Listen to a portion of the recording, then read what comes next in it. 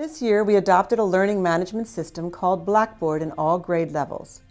It provides timely parent communication, a place to store curriculum and the latest teaching ideas, a means for extending the classroom and the teaching day, and a platform for student collaboration and organization.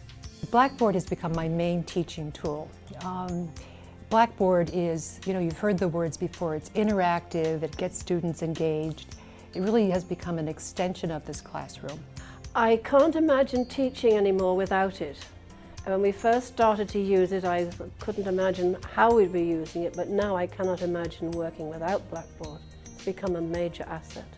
As a newer teacher starting to use it in early education, it really is an easy tool. The parents love it, and I think we need to make sure we get out there that the parents like this tool. The parents want this information. I use Blackboard on a weekly basis. I use it as a tool to communicate with my parents. They enjoy the weekly newsletter that I send out. I try to send that out at the end of each week, and it talks about the activities and some of the lessons we've been doing that week. When kids go home to do homework, they're not doing worksheets anymore. They're watching videos, they're describing pictures, they're listening to questions and writing down the answers. It just takes in a whole gamut of things that we really do in our classroom every day. The way I use Blackboard in 11th grade is I have them do these mini interpretations.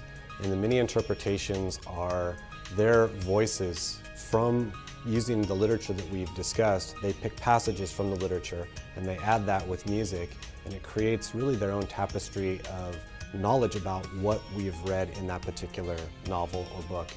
And this way we can post them up there. All of the students in the class can access them, play them, and then leave positive and constructive feedback on the different mini chirps, as I call them. I do a couple of things that I think are really neat with Blackboard. One of them is a discussion board that I have for my students for 1 hour the night before a test, where the students can get on and ask me questions about anything that they have still cannot understand for their test the next day. I noticed that those students that ask questions really, get the concept and do well on it on the test the next day, so it's totally worth the 1 hour I spend online. We don't hear the dog ate my homework anymore. And also if a student is not doing homework, that gives me some real data that I can contact a host parent with. Kids have access anywhere they're at, so if they're taking an extended vacation at Christmas time or Thanksgiving, they know what we did in class and they can keep up with the work. I can talk about Blackboard with just one word, and that is awesome. It's been good for the students, and it's also made me a better teacher.